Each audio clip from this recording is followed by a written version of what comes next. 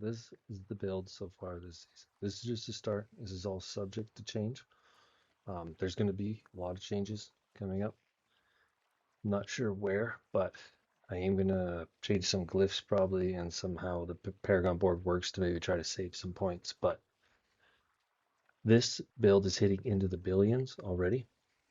My Paragon board is like my glyphs. I just unlocked my 5th node, but my glyphs are just barely over 50. I got 66, 63, and then the rest are 46. So for middle glyphs, low glyphs, I would say it's hitting very well, way better than last season. But I pretty much went exactly the same as last season, added a few more things in because it's more overpower heavy this season. And man, it's working out great. Like just insane. It's hitting 1 to 2 billion, 3 billions on just the Bonespear going through, and then hundreds of millions, like 3 to 4 and 7, 800 millions on the side hits. It's clearing very well for being so low leveled and not having maxed out gear. But as far as my gear goes, it is Deathless Visage. Same thing as always, try to get the greater affix in the Bonespear, cast twice, and Bonespear. Shroud of False Death, preferably in max life with the greater affix or all stats. My gloves, attack speed, max life, Bonespear. Blood Moon Breaches, they changed a little bit, but I'm still using them as it currently sits, just because it's got that 49% times damage. Path of True Ghouls, this is new, but the larger Bonespear, just more enemies to hit with my overpower. As many ranks as you can into Bone Prison, and a good cooldown with these things. So, and the essence, the amount of essence when it hits a boss, it gives you a bunch of essence. And if you're running Ostfield Essence instead of Tendrils like I am, it actually will increase your damage a little bit too. Then we're on to the Grandfather. Same thing as always, try to get greater affix and max life or damage, or both. Over here, we're running Compound and Fracture and Avulsion. Again, I would try to focus on getting 3 to Compound Fracture before Avulsion. It seems to work better. With my Starless Skies, go greater affix into core skills, please. That would be the best. And then with your ring and your amulet, get resource cost reduction and critical strike damage. Then on my ring, I went intelligence, attack speed, and critical strike damage. Now for my Book of My Dead, I'm sacrificing these first ones for resistance all because I don't have max resistances in tier 4. So that's why I'm doing that. Skeleton Mages, we're doing overpower this season, right? So we're going to put into overpower over vulnerable. Golems are always critical strike, 35% critical strike. As far as my abilities, or not my abilities, or my skill tree goes, 1 and 1, 2 into Bone Splinters there just to get you to the next board. Max out Bonespear all the way over here to Supernatural, very important for the overpower. We're going to go 3 into Perfectly Balanced, 2 into Hued Flesh. Then we're going to go all the way out to Dreadful Blood Mist this season because it gives us 10% critical strike damage and 15% plus critical strike chance. I think the 10% critical strike damage is new. I don't remember that, but we're going to go 2 into Necrotic, 2 into Titan's Fall, 1 into Spiked Armor, 1 into Corpse Explosion, 3 into Fueled Death. I'm going to go 1 into Bone Prison all the way out to Ghastly Bone Prison for the essence. This is going to help us really keep our essence. If you can put more, if you want, put more into here, it'll just give it a quicker cooldown. I have some here, like normally I would take those and I'd put them there, but I've been happy. I wanted the movement speed, so we'll put 2 into Death's Embrace, 3 into Amplify Damage, 1 into Decrepify, and then all the way out to Abhorrent for that cooldown. I'm going to go 1 into Tendrils all the way out to Plagued Corpse Tendrils for the vulnerable.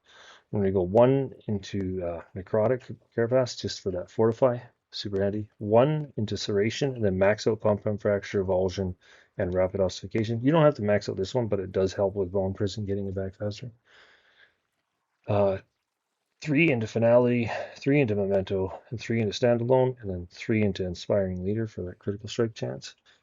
And then as many as you can into Soul Rift all the way out, and 1 into Ostfield Essence. Now as far as my Paragon goes, this is just a start, but the starting board, we're going to go with Amplify.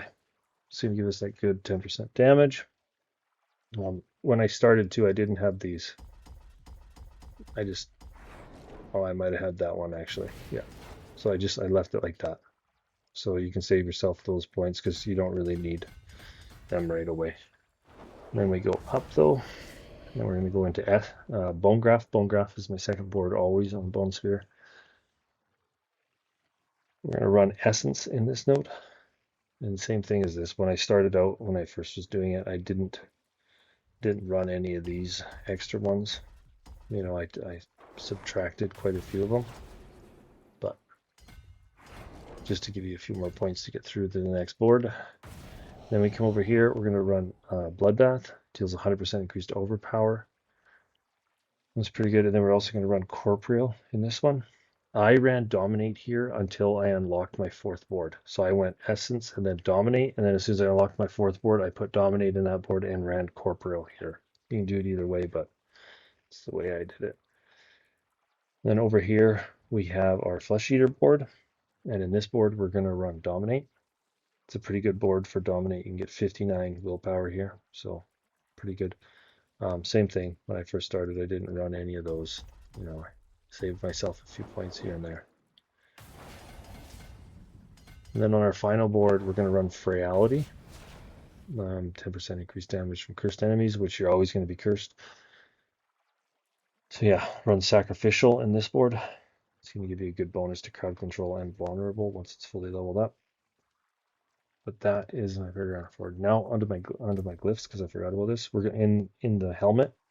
We are going to run Decrepify with cast a non-channeled core, so a TAM and a Watt.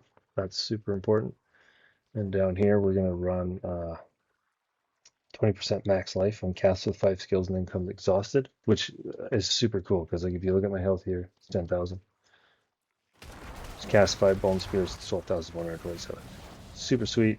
I don't know what exhausted means because it certainly doesn't slow me down or do any less damage. So that's the Paragon board. As far as the mercenaries are always the same as last year, seasons already. We're going to go all the way out here. Here. You can run this one too, but if you don't have Path of Struggles and you're running the legendary aspect on your boots that dazes them, I'd run that here, but if not, do it this way. And for the next reinforcement, it's always Bloodthirst. Gives you that 10% attack speed every once in a while. For witch powers, I have no idea. I'm very unlucky. I haven't gotten Pronado. Like I really want this one as my ultimate one or unique witch power, but I haven't been able to find it. But the ones I am running is a Hex of Shattering. I just kind of got this one thrown in there for whatever. This one gives you attack speed though. So if you had Eldritch, Psych, and Growth and Decay, you can get attack speed through that. So that's super handy. This one is super cool. If you kill an enemy without overpowering them, which you do lots with a Bonespear, you know what I mean? It increases your next 2 overpowers by 6%, stacking up to 100%. So you can actually get like 200% damage on 2 bones or 2 overpowers on Bonespears back to back if you do it all the way. I find that I only get like, 4 to 8 to 10 stack slots, but that's still a really big hit. This one gives me my primary core set. I don't really know what this does, but I need to look into it. Like I said, these witch powers are kind of beyond me, and I've been getting really unlucky with finding altars or any of the heads. Haven't found any of them. Or of siphoning. This one just heals you, which I was using for blood, but I haven't switched it out yet. That's that. That's the build so far. This is the direction I'm going. I'm probably going to be doing some serious changes next week, but for now, sitting pretty good.